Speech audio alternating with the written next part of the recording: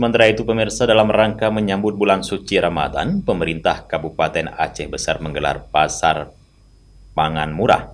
Salah satunya digelar Pemkab Aceh Besar di kawasan halaman Menasah Gampung Cot Tarum, Pemukiman Cot Geung, Kecamatan Kuta Baru, Kabupaten Aceh Besar pada Jumat 3 Maret 2023. PJ Bupati Aceh Besar Muhammad Iswanto mengatakan bahwa pasar murah tersebut digelar rutin menjelang Ramadan 1444 Hijriah, di mana pemerintah Kabupaten Aceh Besar terus berupaya memberikan dan memikirkan kesejahteraan masyarakat serta meringankan beban perekonomian seluruh masyarakat Aceh Besar. Tetapi tetap tujuan utamanya bisa bekerja sama untuk mengendalikan inflasi.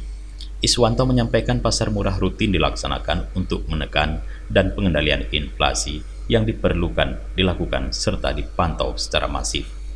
Ketika pemantauan dan pengendalian semakin sering dilakukan, maka pencegahan inflasi tinggi semaksimal mungkin dapat diatasi dan akan terbantu masyarakat selama menjalankan ibadah puasa di bulan suci Ramadan yang penuh berkah. Pemkab Aceh Besar memiliki tugas yang sangat berat, utamanya harus bisa membuat harga bahan pokok tetap stabil. Ketika harga bahan pokok mengalami kenaikan, maka akan berdampak langsung pada masyarakat dan perekonomian masyarakat Aceh Besar. Saat ada yang mengalami kenaikan, Pemkab akan langsung melakukan penanganan.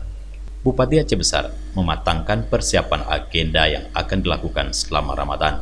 Salah satu program yang akan dilakukan yakni pasar murah yang digelar di beberapa titik lokasi dalam Kabupaten Aceh Besar. Selain pasar murah, Bupati Aceh Besar juga menggelar rangkaian kegiatan Ramadan seperti kegiatan safari ke kecamatan-kecamatan untuk mempererat ukhuwah Islamiyah antar sesama masyarakat Aceh Besar. Kepala Diskop Pemdak Aceh Besar Insinyur Darman Syah mengatakan ada 5 lokasi digelarnya pasar murah merupakan wilayah yang dianggap sangat strategis. Kelima lokasi tersebut berada di Kecamatan Indrapuri, Kuta Baru, Selimum, di halaman UDKP Kecamatan Rung, dan di Kecamatan Sukamakmur. Dari Aceh Besar, Tim Liputan Aceh TV melaporkan.